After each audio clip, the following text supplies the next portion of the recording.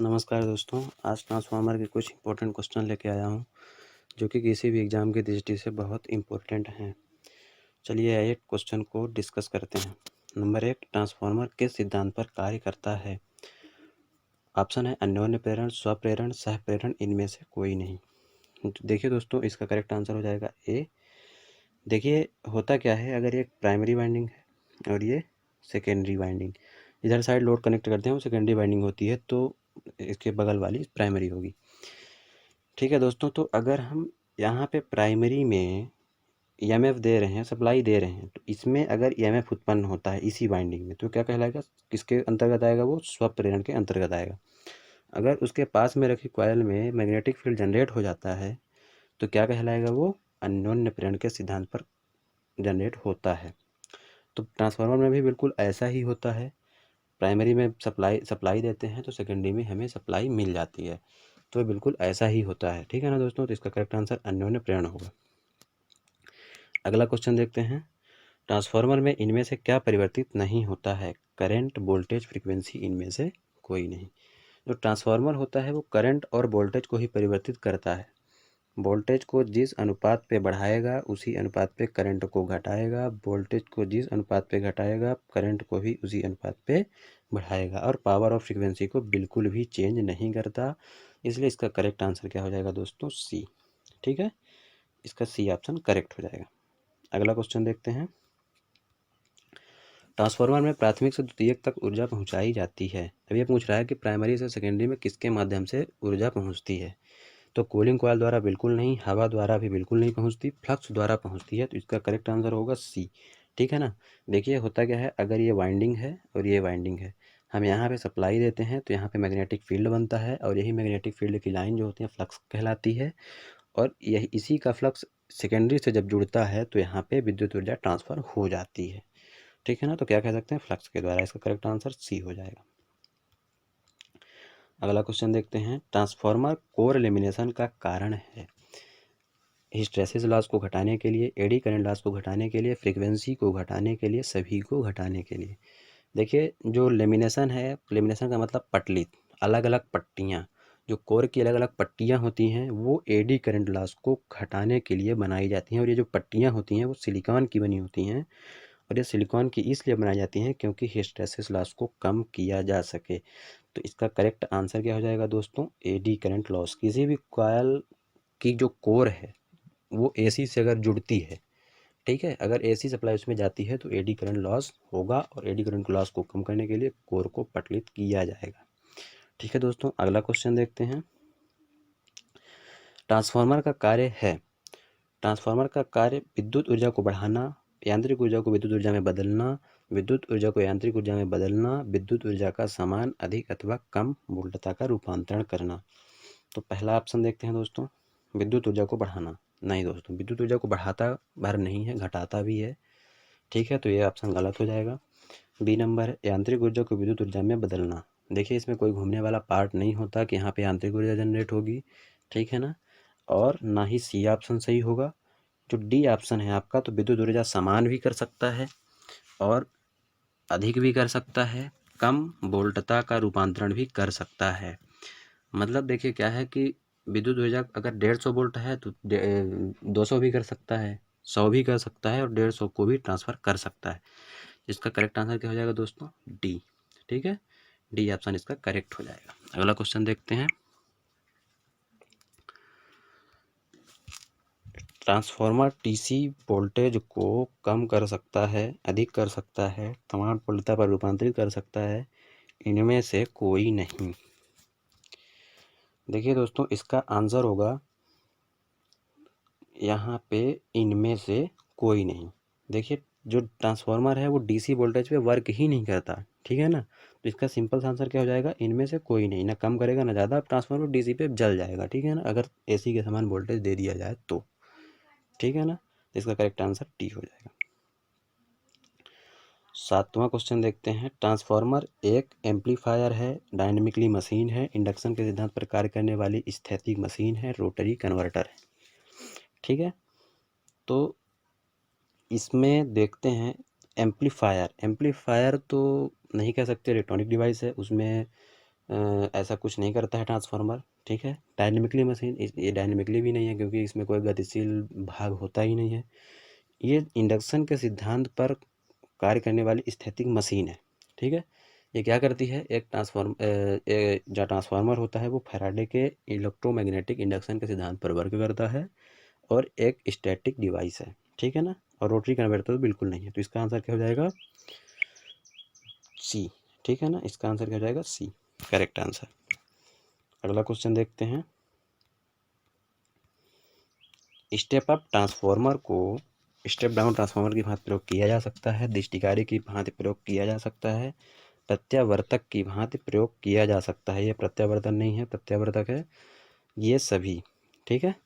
तो ट्रांसफार्मर जो हमारा होता है उसको दृष्टिकारी की भांति तो बिल्कुल नहीं प्रयोग कर सकते क्योंकि एसी से डीसी करता है। प्रत्यावर्तक ईएमएफ जनरेट करता है और ए ऑप्शन सही होगा क्योंकि जो हमारा स्टेप अप ट्रांसफार्मर है उसकी सप्लाई को बदल करके, मतलब इनपुट को आउटपुट की तरफ दे देंगे और आउटपुट को इनपुट की तरफ दे देंगे तो क्या कर देगा, स्टेप डाउन बन जाएगा, ठीक है ना। अब इसमें होता क्या है कि जिधर साइड मतलब कम बाइंडिंग है तो उधर साइड कम वोल्टेज देंगे और इधर साइड ज़्यादा कर देंगे तो हमें ज़्यादा वोल्टेज मिल जाएगा।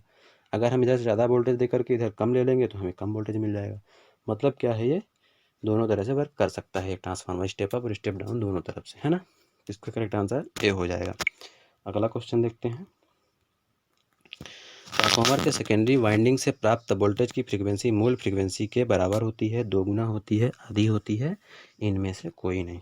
हम इसको पहले ही बता चुके हैं दोस्तों कि ट्रांसफार्मर पावर और फ्रीक्वेंसी को चेंज नहीं करता है। तो देखिए क्या होगा कि जब प्राइमरी में भी वही फ्रीक्वेंसी और सेकेंडरी में भी वही फ्रीक्वेंसी, तो आंसर क्या हो जाएगा इसका, बराबर। इसका करेक्ट आंसर क्या हो जाएगा, ए ऑप्शन, ठीक है। आपके समझ में आ गया होगा। चलिए अगला क्वेश्चन देखते हैं। ट्रांसफार्मर में कॉपर लॉस होता है, ठीक है, वाइंडिंग में, कोर में, मुख्य बॉडी पर, ब्रूसिंग में, ठीक है। देखिए दोस्तों, जो कॉपर लॉस होगा हमारा डब्ल्यू सी बराबर क्या होता है, डब्ल्यू सी बराबर आई स्क्वायर आर होता है, ठीक है। तो ये जो आई स्क्वायर आर लॉस होता है वो केवल बाइंडिंग में ही होता है, ठीक है। कोर में क्या होता है, हमारा आयरन लॉस होता है, कोर में आयरन लॉस पाया जाएगा और ये तो अलग ही है।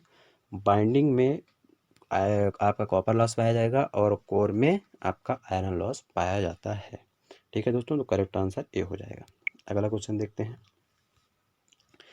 ट्रांसफार्मर का ट्रांसफॉर्मेशन रेशियो क्या होता है ना, E1/E2 बराबर N2/N1 बराबर के, E2/E1 बराबर N2/N1 बराबर के, E2/E1 बराबर N1/N2 बराबर के, ठीक है दोस्तों।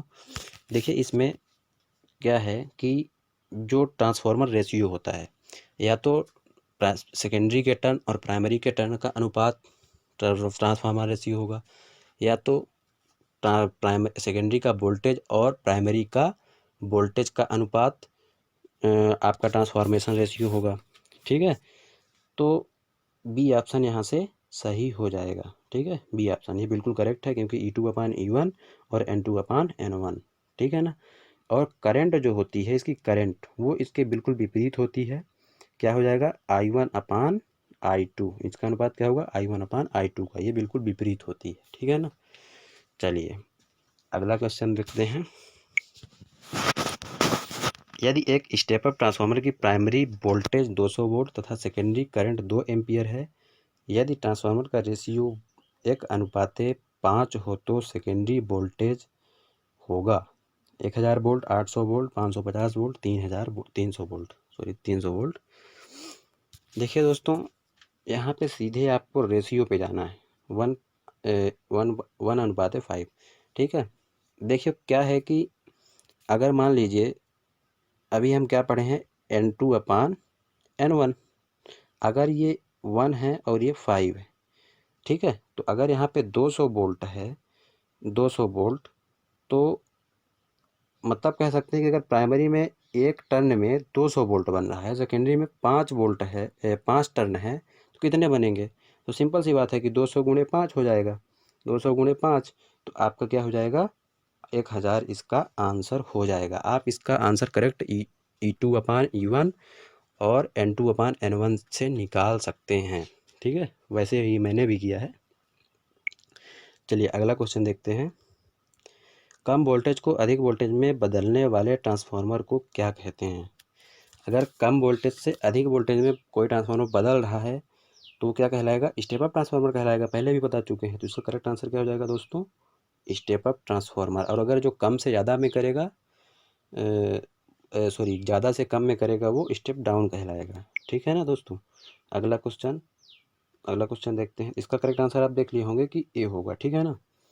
अब अगला क्वेश्चन देखते हैं 14 नंबर। अधिक वोल्टेज को कम वोल्टेज में परिवर्तित करने वाला ट्रांसफार्मर। तो जब वो कम वाला ज़्यादा में कर रहा था, ठीक है, तो स्टेप अप कहला रहा था। तो अधिक वाला कम में कर रहा है तो वो क्या कहलाएगा? Step up. तो इसका correct answer step down transformer कहलाएगा। ठीक है। सामान्यतः ट्रांसफार्मर की दक्षता होती है। ट्रांसफार्मर देखिए सबसे दक्षीय मशीन है। सबसे ज़्यादा दक्षता किसी भी मशीन की अगर होती है तो वो ट्रांसफार्मर की, क्योंकि इसमें कोई भी घूमने वाला पार्ट नहीं होता। इसी वजह से इसकी ट्रांसफार्मर की जो दक्षता होती है वो सबसे हाई होती है।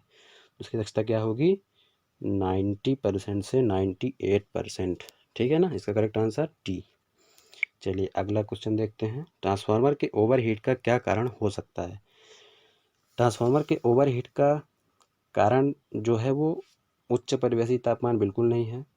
निम्न वोल्टेज से कुछ नहीं होगा। अत्यधिक भार, ओवरलोड अगर हम करते हैं किसी भी ट्रांसफार्मर को तो वो ओवरहीट हो सकता है। तो इसका करेक्ट आंसर क्या होगा दोस्तों? सी होगा। ठीक है। अगला क्वेश्चन देखते हैं।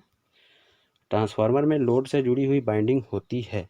मैं पहले ही कई बार बता चुका हूँ कि जो ट्रांसफार्मर की जो लोड से जुड़ी हुई बाइंडिंग होती है वो क्या कहलाती है? Secondary winding. तो इसका करेक्ट आंसर क्या होगा दोस्तों? इसका करेक्ट आंसर आपका हो जाएगा सेकेंडरी वाइंडिंग। ठीक है। इसका करेक्ट आंसर सेकेंडरी वाइंडिंग हो जाएगा। चलिए अगला क्वेश्चन देखते हैं। निम्नलिखित में से कौन सा ट्रांसफार्मर का भाग नहीं है? Conservator, breather, Buchholz relay, exciter. देखिए दोस्तों, कंजर्वेटर ट्रांसफार्मर का भाग है। बिल्कुल इसमें ऑयल भरा होता है। इसमें कंजर्वेटर में उसके 1/2 भाग में ऑयल भरा होता है। ब्रीदर में सिलिका जेल होता है जो कि नमी को सोखता है। बोकोल्स रिले एक ट्रांसफार्मर की सुरक्षा करने वाली डिवाइस है। और एक्साइटर इसका पार्ट नहीं है। ठीक है। तो इसका करेक्ट आंसर क्या हो जाएगा? डी। अगला क्वेश्चन देखते हैं दोस्तों। ट्रांसफार्मर कार्य करता है एसी पर, डीसी पर, दोनों पर, इनमें से कोई नहीं। तो इसको पहले भी बता चुके हैं दोस्तों कि ट्रांसफार्मर केवल एसी पर वर्क करता है, डीसी पे वर्क नहीं करता है। तो ट्रांसफार्मर एसी पे वर्क करता है, तो ए ऑप्शन सही हो जाएगा। ठीक है। अगला क्वेश्चन देखते हैं दोस्तों। ट्रांसफार्मर की प्राइमरी एवं सेकेंडरी वाइंडिंग जुड़ी हुई होती है। इलेक्ट्रिकली एवं मैग्नेटिकली दोनों, इनमें से कोई नहीं। देखिए दोस्तों, ये प्राइमरी वाइंडिंग और ये सेकेंडरी वाइंडिंग, इसमें कोई भी इलेक्ट्रिकली कनेक्शन आपको नहीं दिख रहा होगा। केवल यहाँ से इसका फ्लक्स और इसका फ्लक्स इससे जुड़ता है, इस वाइंडिंग से जुड़ता है। तो मैग्नेटिकली जुड़ रहे हैं, मतलब एक मैग्नेट के द्वारा ही एक दूसरे से जुड़ रहे हैं। तो क्या कह सकते हैं? इसका आंसर क्या हो जाएगा? B is correct answer. इसका आंसर करेक्ट है जो मैग्नेटिकली होगा। ठीक है दोस्तों। धन्यवाद, आपने ये वीडियो देखा।